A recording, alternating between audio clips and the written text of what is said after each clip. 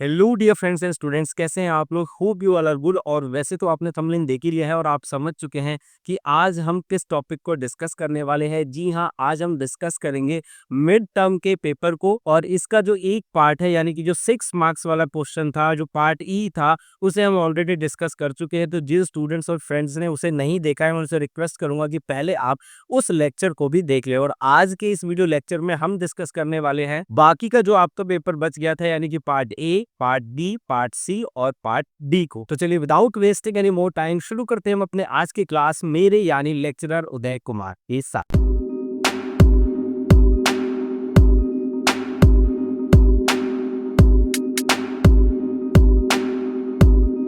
Basically इस paper को solve करने का पर्पस ये है कि अपकमिंग एग्जाम में आप इस बार से बेहतर जो है वो अपना परफॉर्मेंस दे पाए। तो यहाँ पर स्टूडेंट जो ये जनरल इंस्ट्रक्शन वाला ऑप्शन है, यानी कि जो आपके सामान्य निर्देश है, यहाँ पर हम इसे डिस्कस नहीं करेंगे क्योंकि क्वेश्चन पेपर आपके पास है, आप उसे बेटर वे में पढ़ सकते हैं। हम डायरेक्टली चलते हैं हमारे फर्स्ट सेट की तरफ, जो कि 12 क्वेश्चन का होता है, यानी कि पार्ट 1। और सारे क्वेश्चन यहाँ पर जो होते हैं वो आपके एमसीक्यू फॉर्मेशन में होते हैं। तो यहाँ पर हम सिर्फ आंसर पर फोकस रखेंगे ताकि हमारी वीडियो जो है वो ज़्यादा लंबी ना हो और आप तक जो है वो हम बेटर कंटेंट पहुंचा सकते। तो क्विकली चलते हैं हमारे पहले क्वेश्चन की तरफ। यहाँ पर हमारा पहला क्वेश्चन है, सोवियत संघ के अंतिम राष्ट्रपति जो है वो कौन थे? तो स्टूडेंट यहाँ पर आपका राइट ऑप्शन है ए, यानी कि मिखाइल गोर्बाचेव वो व्यक्ति थे जो कि सोवियत संघ के अंतिम राष्ट्रपति थे। सेकंड हमारा क्वेश्चन है, रक्षा मामलों पर देश की मध्य नियमित रूप से जानकारी का आदान प्रदान की प्रक्रिया को क्या कहा जाता है? यानी कि कोई दो देश जो है वो आपस में इंफॉर्मेशन शेयर करते हैं, उसको क्या कहा जाता है? तो स्टूडेंट यहाँ पर आपका जो राइट ऑप्शन है वो ऑप्शन ए, यानी कि उसे हम विश्वास बहाली के नाम से जानते हैं। क्वेश्चन नंबर 3 है, मटेरियल न्यायचार 1987 किस वैश्विक सह संबंधों की सुरक्षा से संबंधित है? यानी कि वहां पर किसको सेव करने की बात की जाती है? तो यहाँ पर आपका राइट ऑप्शन है ऑप्शन डी, यानी कि ओजोन परत की बात वहां पर की जाती है। क्वेश्चन नंबर 4 है, निम्नलिखित में से वैश्वीकरण की विशेषता क्या है? तो स्टूडेंट यहाँ पर आपका राइट ऑप्शन है ऑप्शन सी, यानी कि राष्ट्रीय अर्थव्यवस्थाओं का एकीकरण ही क्या है, इनमें से वैश्वीकरण की एक विशेषता है। नेक्स्ट हमारा क्वेश्चन है क्वेश्चन नंबर 5, और ये जो क्वेश्चन है ये आपको बेटर वे में आता है मुझे पता है, लेकिन फिर भी हम एक प्रोटोकॉल के तहत इसको देख लेते हैं। निम्नलिखित में से किस नेता ने भारत में जो 565 देसी रियासतें थी उनके एकीकरण में महत्वपूर्ण भूमिका निभाई थी? यस, आपने बिल्कुल सही गैस किया है। यहाँ पर हमारा राइट ऑप्शन है सी, यानी कि सरदार वल्लभ भाई पटेल जो है वो आपका यहाँ पर राइट आंसर है। क्वेश्चन नंबर 6 जो है वो मैच द कॉलम है। तो स्टूडेंट यहाँ पर पहले क्या होता था, मैच द कॉलम में आपको मैच करना होता था, लेकिन अब यहाँ पर विकल्प दे दिए जाते हैं। तो विकल्प में आपका राइट जो ऑप्शन है वो है ऑप्शन बी। तो यही आपका राइट आंसर है। चलिए जल्दी से चलते हैं हमारे नेक्स्ट क्वेश्चन की तरफ। हमारा नेक्स्ट क्वेश्चन जो है क्वेश्चन नंबर 7, और यहाँ पर क्वेश्चन क्या पूछा हुआ है कि निम्नलिखित को काल क्रमानुसार व्यवस्थित कीजिए, यानी कि कौन सी घटना जो है वो पहले घटी है, आपको पहले वो बताना है, और उसके बाद जो है उसके बाद की घटनाओं की यहाँ पर आपको चर्चा करनी है। तो स्टूडेंट यहाँ पर भी आपके पास जो है वो सही विकल्प को चुनिए वाला ऑप्शन है, और यहाँ पर आपका जो राइट ऑप्शन है वो है ऑप्शन ए। चलिए जल्दी से चलते हैं नेक्स्ट क्वेश्चन की तरफ, क्वेश्चन नंबर 8। और जो क्वेश्चन नंबर 8 है वो बेसिकली एक अभिकथन और कारण बेस्ड क्वेश्चन है, और इसको हम कई बार डिस्कस कर चुके हैं हमारे रेगुलर क्लासेस में। तो यहाँ पर ये जो ऑप्शन दिए गए हैं इसे हम ना डिस्कस करते हुए डायरेक्टली चलते हैं आंसर की तरफ। तो स्टूडेंट यहाँ पर जो आपका राइट ऑप्शन है वो है ऑप्शन ए, यानी कि अभिकथन और कारण जो है वो दोनों सही हैं, और कारण जो है वो अभिकथन की सही व्याख्या भी करता है। एक बार ऑप्शंस को भी देख लेते हैं ताकि आप इसे और बेहतर तरीके से समझ पाए कि भारत ने स्वतंत्रता प्राप्ति करने के तुरंत बाद लोकतांत्रिक शासन प्रणाली को अपनाया था। तो ये बिल्कुल सही स्टेटमेंट है। और उसके बाद दूसरा स्टेटमेंट यहाँ पर दे रखा है कि भारतीय संविधान में प्रारंभ से ही सार्वभौमिक मताधिकार की गारंटी दी गई थी, यानी कि प्रत्येक व्यक्ति जो कि एक निश्चित आयु को पार कर लेता है, उसे वोट देने का जो अधिकार है वो हमारे देश में आजादी के बाद से ही नागरिकों को प्राप्त है। तो इस प्रकार हम देख सकते हैं कि दोनों ही सही हैं और एक दूसरे का सही से वो क्या करते हैं, उसको परिभाषित भी करते हैं। चलिए जल्दी से चलते हैं क्वेश्चन नंबर 9 की तरफ। और यहाँ पर क्वेश्चन है, गैर पारंपरिक सुरक्षा के संदर्भ में निम्नलिखित में से कौन सा तत्व केंद्रीय मूल्यों को दर्शाता है। तो स्टूडेंट यहाँ पर जो आपका राइट ऑप्शन है वो है ऑप्शन सी, यानी कि पर्यावरण का संरक्षण ही वो केंद्रीय मूल्य है। क्वेश्चन नंबर 10 जो है दोबारा से अभिकथन और कारण बेस है। चलिए क्विकली पहले यहाँ पर कथन देख लेते हैं। पहला कथन जो है वो क्या कह रहा है कि भारत का विचार है कि उत्सर्जन दर में कमी करने की सबसे ज्यादा जिम्मेदारी जो है वो विकसित देशों की है, क्योंकि उन्होंने एक लंबी अवधि तक बहुत ज्यादा उत्सर्जन किया है। यानी प्राकृतिक संसाधनों का जो ज्यादा दोहन है वो किनके द्वारा किया गया है, विकसित देशों के द्वारा दिया गया है। और यहाँ पर स्टेटमेंट 2 क्या कह रहा है, भारत किसी भी अंतरराष्ट्रीय पर्यावरण समझौते का सदस्य नहीं है। तो स्टूडेंट यहाँ पर जो आपका राइट ऑप्शन बनता है, तो ये तो बिल्कुल सही ऑप्शन है, लेकिन ये जो कथन है ये क्या है, गलत है। इसीलिए यहाँ पर हमारा स्टेटमेंट क्या सही बनेगा, ऑप्शन सी, यानी कि कथन 1 सत्य है लेकिन कथन 2 जो है वो असत्य है। तो यहाँ पर यही क्या हो गया, आपका राइट आंसर भी हो गया। तो चलिए क्विकली चलते हैं इसी के साथ नेक्स्ट क्वेश्चन की तरफ। क्वेश्चन नंबर 11 और यहाँ पर क्वेश्चन पूछा गया है, वैश्वीकरण नव उपनिवेशवाद को किस प्रकार बढ़ावा देता है। तो स्टूडेंट यहाँ पर जो आपका राइट ऑप्शन है वो है ऑप्शन डी, यानी कि आर्थिक रूप से कमजोर देशों को एमएनसीज यानी कि बहुराष्ट्रीय कंपनियों के ऊपर निर्भर बनाकर वो क्या कर रहा है, नव उपनिवेशवाद को बढ़ावा दे रहा है। इस सेशन का लास्ट क्वेश्चन यानी कि क्वेश्चन नंबर 12 जो कि एमसीक्यू बेस्ड है और क्वेश्चन है, भारत के चुनाव आयोग का गठन जो है वो किस वर्ष हुआ था। तो स्टूडेंट आई नो इसका आंसर आपको पता है और यस आपने बिल्कुल सही गैस किया है। यहाँ पर राइट ऑप्शन है ऑप्शन ए, यानी कि 1950। चलिए क्विकली चलते हैं सेकंड पोर्शन की तरफ, जहां पर हमारे 2 मार्क्स के 6 क्वेश्चन रहते हैं। और यहाँ पर क्वेश्चन नंबर 13 जो है, जो कि हमारा पहला क्वेश्चन है, क्या आप मानते हैं कि शॉक थेरेपी सोवियत संघ के गणराज्यों के लिए एक प्रभावी समाधान थी। कथन के पक्ष में और विपक्ष में कोई एक तर्क लिखिए। तो देखिए यहाँ पर भी अगर मैं कहूँ तो ये ओपन एंडेड क्वेश्चन है। स्टूडेंट अपने समझ से या तो पक्ष में तर्क दे सकता है या विपक्ष में दे सकता है। तो यहाँ पर जो स्टूडेंट पक्ष में है उनके लिए जो सुटेबल आंसर बनता है वो लिख सकते हैं कि शॉक थेरेपी ने बाजार आधारित अर्थव्यवस्था की ओर जो है वो तीव्र संक्रमण को संभव बनाया है और इसी की वजह से निजीकरण, विदेशी निवेश और उत्तरीकरण की जो है वो शुरुआत हुई है। दूसरा पॉइंट यहाँ पे लिख सकते हैं कि आर्थिक वृद्धि जो है वो भी इसी के कारण संभव हो पाई है। और एक और एडिशनल पॉइंट देख लेते हैं, यानी कि वैश्विक व्यापार में जो भागीदारी है वो भी इसके कारण बढ़ी है। तो जो भी पक्ष वाले स्टूडेंट्स है वो इन्हें लिखेंगे और जो विपक्ष में लिखना चाहते हैं वो लिख सकते हैं कि बेरोजगारी हो गई, महंगाई हो गई, गरीबी, ये सारी जो चीजें हैं वो बढ़ रही हैं और समाज में असमानता जो है वो एक निश्चित समय पर बढ़ती ही जा रही है। तो इनमें से कोई भी 2 पॉइंट जो है उनको थोड़ा बहुत एक्सप्लेन कर कर जरूर लिख दे। नेक्स्ट हमारा क्वेश्चन है क्वेश्चन नंबर 14 और क्वेश्चन है कि एमनेस्टी इंटरनेशनल के किन्हीं 2 कार्यों की क्या करनी है, आपको व्याख्या करनी है। तो आप लिख सकते हैं आंसर के रूप में, पहला कार्य क्या हो सकता है कि एमनेस्टी इंटरनेशनल जो है वो मानवाधिकारों की क्या करती है, रक्षा करती है। वही दूसरी तरफ अगर मैं बात कहूँ तो मानव अधिकार से जुड़ी जो भी रिपोर्टें हैं उनको तैयार करना और उन्हें पब्लिश कराना यानी कि उन्हें प्रकाशित करना भी इसका कार्य है। तो आई होप आपको ये क्वेश्चन भी बहुत अच्छे से समझ आ गया होगा। जल्दी से चलते हैं नेक्स्ट क्वेश्चन की तरफ, क्वेश्चन नंबर 15 और यहाँ पर क्वेश्चन कह रहा है कि साझी संपदा की गुणवत्ता में निरंतर क्या आ रही है, कमी आती जा रही है। इसके लिए उत्तरदायी किन्हीं 2 कारकों को उजागर कीजिए। तो यहाँ पर आपको 2 पॉइंट बताने हैं जिसकी वजह से साझी संपदा में क्या आ रही है, कमी आती जा रही है। तो पहले पॉइंट के रूप में आप लिख सकते हैं कि संसाधनों का जो अत्यधिक दोहन है उसकी वजह से गुणवत्ता और मात्रा जो है वो प्रभावित होती है। यानी कि अगर हम ज्यादा संसाधनों का इस्तेमाल करेंगे, उनका दोहन करेंगे, तो उसकी जो क्वांटिटी तो कम होगी होगी, लेकिन उसके साथ साथ उसकी जो क्वालिटी है वो भी क्या हो जाएगी, कम हो जाएगी। दूसरे पॉइंट के रूप में लिख सकते हैं कि प्रभावी निगरानी और प्रबंधन की भी यहाँ पर क्या है, कमी है। यानी कि कोई भी चेक एंड बैलेंस की जो थ्योरी है वो यहाँ पर हम नहीं देखते। नेक्स्ट हमारा क्वेश्चन है क्वेश्चन नंबर 16, और क्वेश्चन नंबर 16 जो है वो विलय पत्र से संबंधित है। यहाँ पर विलय सहमति पत्र, जो कि इंग्लिश में बोला जाता है इंस्ट्रूमेंट ऑफ एक्सेशन है, वो क्या है, उससे आप क्या समझते हैं।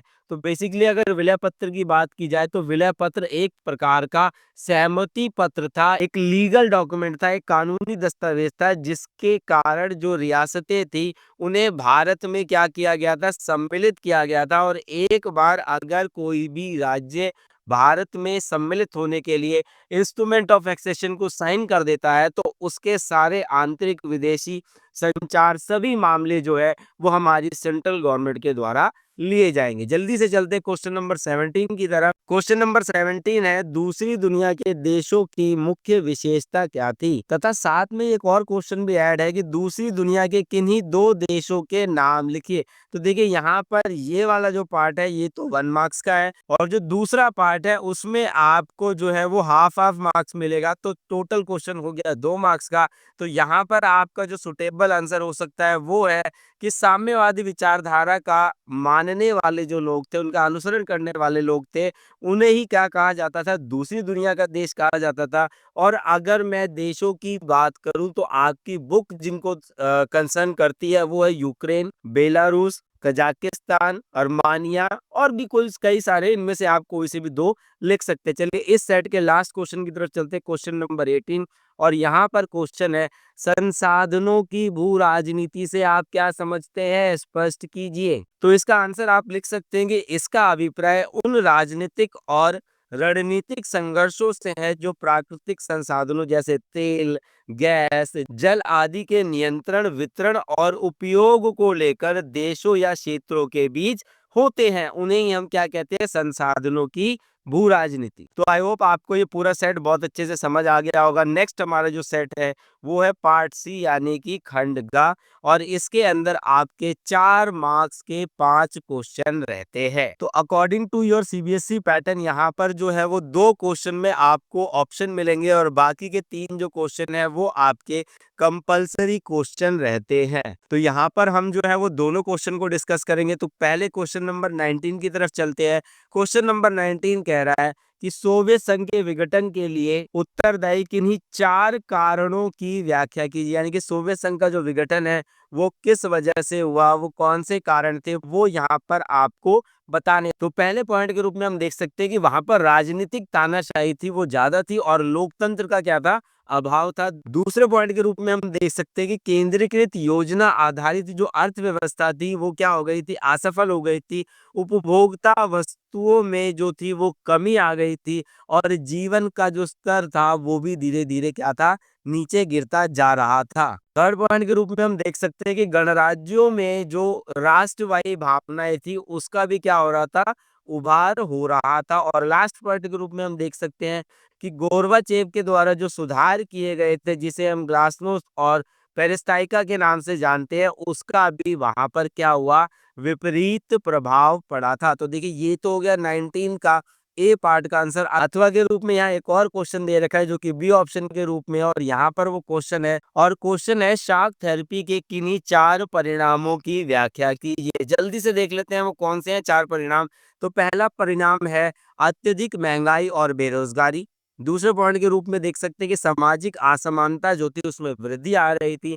तीसरा पॉइंट है राजनीतिक और आर्थिक स्थिरता जो है वो वहां पर व्यापक मात्रा में देखी जा सकती है। और चौथा पॉइंट जो आप लिख सकते हैं, जो कि सबसे ज्यादा इंपॉर्टेंट भी है, वो क्या है कि लोक कल्याण की सेवाएं जो थी उसमें क्या आई, गिरावट आई। जल्दी से चलते हैं क्वेश्चन नंबर 20 की तरफ, और यहाँ पर जो क्वेश्चन दिया गया है कि भारत नेपाल संबंधों में सहयोग और तनाव के किन्हीं 2 क्षेत्रों की व्याख्या कीजिए। अगर मैं बात करूं भारत नेपाल संबंधों की, तो दोनों देशों के संबंध जो है वो आरंभ से ही अच्छे रहे, लेकिन यहाँ पर हमारे को सहयोग और तनाव दोनों बताने हैं। तो चलिए जल्दी से चलते हैं पहले सहयोग के क्षेत्रों की तरफ। तो पहले पॉइंट के रूप में हम लिख सकते हैं कि सांस्कृतिक और ऐतिहासिक संबंध जो है दोनों के बहुत अच्छे रहे हैं। आर्थिक सहयोग भी यहाँ पर दोनों के अच्छे रहे हैं। तनाव के क्षेत्रों की अगर बात की जाए तो सीमा विवाद, राजनीतिक हस्तक्षेप की आकांक्षा और मदेशियों की जो समस्या है, जो कि एक बहुत बड़ी समस्या है, इसका डिटेल वीडियो जो है वो आपको मेरे भारत नेपाल संबंधों वाली वीडियो में मिल जाएगा। उसको जरूर चेकआउट कर लेना अगर आप डिटेल में समझना चाहते हो। तो ये जो 2 पॉइंट है आप इसमें लिख सकते हो। क्विकली चलते क्वेश्चन नंबर 21 की तरफ। 21 का पहले ए पार्ट को देखते हैं कि ए पार्ट में किस तरह के सवाल को पूछा गया है। और सवाल है, संयुक्त राष्ट्र संघ के ढांचे में बदलाव के मसले पर भारत का जो रुख है उसे स्पष्ट कीजिए। 4 अंकों का क्वेश्चन है, तो कम से कम आपको कितने पॉइंट लिखने पड़ेंगे? यस, आपको 4 पॉइंट जो है वो यहाँ पर लिखने ही पड़ेंगे। आंसर के रूप में आप लिख सकते हैं कि भारत बदलते हुए विश्व में यूएनओ की मजबूत बढ़ती भूमिका का हमेशा से क्या करता है? समर्थन करता आया है। नेक्स्ट पॉइंट आप लिख सकते हैं कि सुरक्षा परिषद का जो है वो विस्तार होना चाहिए, यानी कि उसे ज्यादा प्रतिनिधिक मूलक जो है वो बनाया जाना चाहिए। नेक्स्ट पॉइंट आप लिख सकते हैं, यूएनओ के एजेंडे में विकास का जो मामला है वो क्या होना चाहिए? प्रमुख होना चाहिए। और लास्ट पॉइंट आप इसमें लिख सकते हैं कि भारत की जो स्थायी सदस्यता है उसका जो है वो भारत हमेशा से दावा करता रहा है। नेक्स्ट हमारा क्वेश्चन है 21 का ही बी पार्ट, और इसमें क्वेश्चन पूछा गया है कि भारतीय नागरिक होने के नाते आप सुरक्षा परिषद में भारत की सदस्यता की दावेदारी का समर्थन किस प्रकार करेंगे? कोई 4 तर्क बताइए। तो ये जो क्वेश्चन है ये हमने कई बार डिस्कस किया है, हमारी रेगुलर क्लासेस में किया है, ऑनलाइन क्लासेस में किया है। तो आई होप आपको इसका आंसर आता होगा। तो जल्दी से एक बार क्विक रिव्यू कर लेंगे इस क्वेश्चन के लिए। और यहाँ पर आप आंसर में लिख सकते हैं कि विश्व की सबसे बड़ी आबादी वाला देश जो है भारत है। इस कारण भी उसे क्या मिलनी चाहिए? वहां पर सुरक्षा परिषद में स्थायी सदस्यता मिलनी चाहिए। विश्व का सबसे बड़ा लोकतांत्रिक देश जो है वो अपना भारत है। उभरती हुई आर्थिक शक्ति जो है वो भी भारत है। और भारत ने हमेशा से ही यूएनओ के बजट में जो अपना बहुमूल्य योगदान है वो दिया है। तो ये वो कुछ कारण है जिसकी वजह से भारत को क्या मिलनी चाहिए? सुरक्षा परिषद में स्थायी सदस्यता मिलनी चाहिए। जल्दी से चलते क्वेश्चन नंबर 22 की तरफ। क्वेश्चन नंबर 22 है, वैश्वीकरण के किन्हीं 4 परिणामों की व्याख्या कीजिए। जल्दी से इसका आंसर देख लेते हैं। तो सबसे पहले पॉइंट के रूप में लिख सकते हैं आपकी आर्थिक विकास में जो है वो वृद्धि होती है, यानी कि रोजगार और शिक्षा जैसे अवसर है वो अधिक प्राप्त होते हैं।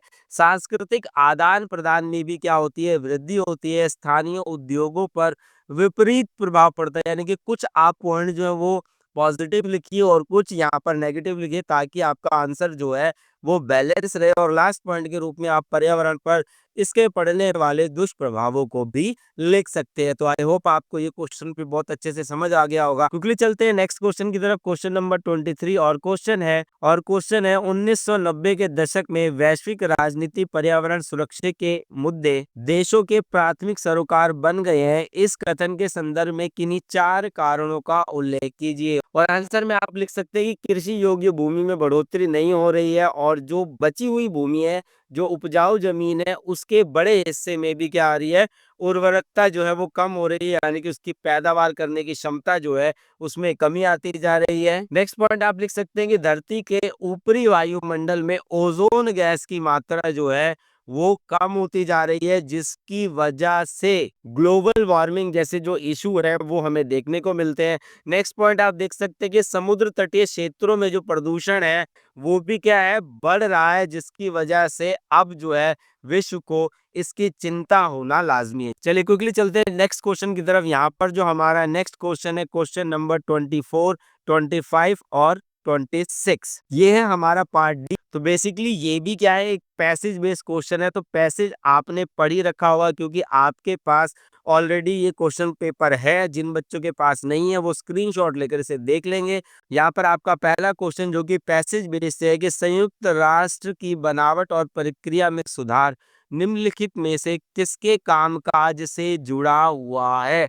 तो स्टूडेंट यहाँ पर जो आपका राइट आंसर है वो ऑप्शन सी, यानी कि सुरक्षा परिषद, और यही आपका आंसर भी है। सेकंड क्वेश्चन है, सुरक्षा परिषद में अब तक सदस्यों की संख्या कितनी बार बढ़ाई गई है? तो स्टूडेंट यहाँ पर आपका राइट ऑप्शन है ऑप्शन ए, यानी कि एक ही बार बढ़ाई गई है। नेक्स्ट हमारा क्वेश्चन है कि वर्तमान में सुरक्षा परिषद के स्थायी सदस्यों की जो संख्या है वो कितनी है? तो यहाँ पर स्टूडेंट आपका राइट ऑप्शन है बी, यानी कि अभी तक वो संख्या क्या है, 5 है।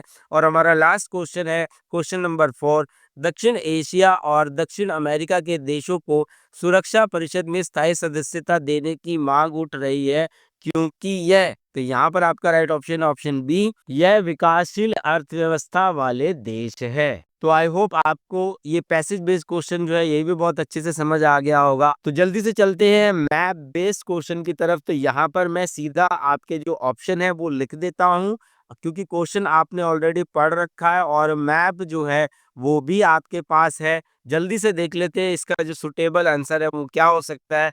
तो पहले मैं मानचित्र में जो संबंधित अक्षर है उसकी बात करता हूँ। पहले क्वेश्चन के लिए बी है, और यहाँ पर जो सुटेबल स्टेट है वो क्या है, आपका केरल है। दूसरे के लिए अगर मैं बात करूँ तो ए है, और सुटेबल क्षेत्र है उत्तर प्रदेश, जिसे हम यूपी के नाम से जानते हैं। और थर्ड जो है वो है डी, जिसे हम किसके नाम से जानते हैं, तमिलनाडु के नाम से जानते हैं। और लास्ट हमारा क्या बच गया, यस लास्ट हमारा बच गया सी, यानी कि मणिपुर। तो ये इस तरीके से अगर आपने अपने एग्जाम में ये चार्ट बनाया है और लिखा है तो आपको यहाँ पर पूरे के पूरे अंक मिलेंगे। तो आज का ये जो सेट है इसका लास्ट क्वेश्चन जो है वो पिक्चर बेस्ड क्वेश्चन है, जिसे आज हम डिस्कस करेंगे। तो यहाँ पर जो पिक्चर बेस्ड क्वेश्चन है, अगर मैं इसकी बात करूं तो यहाँ पर चाइना से रिलेटेड जो कार्टून है वो दिखाया गया है, और यहाँ पर भी आपके एमसीक्यू फॉर्मेशन वाले ही आंसर जो है वो आपको देखने को मिलेंगे। तो सबसे पहला क्वेश्चन है, उपयुक्त कार्टून में किस देश से संबंधित है? ये जो कार्टून है किससे संबंधित है? यस, आपका राइट आंसर है सी, यानी कि वो चीन से संबंधित है। सेकंड हमारा क्वेश्चन है, ड्रैगन निम्नलिखित में से किस प्रकार की शक्ति को प्रतिबिंबित करता है, यानी कि दिखाता है? तो यहाँ पर स्टूडेंट आपका राइट ऑप्शन क्या है, ऑप्शन ए, यानी कि आर्थिक शक्ति को ये यहाँ पर दिखाने का प्रयास करता है। नेक्स्ट हमारा क्वेश्चन जो है इस फिगर से कि कार्टून में दर्शाया गया व्यक्ति का संबंध किस देश से है?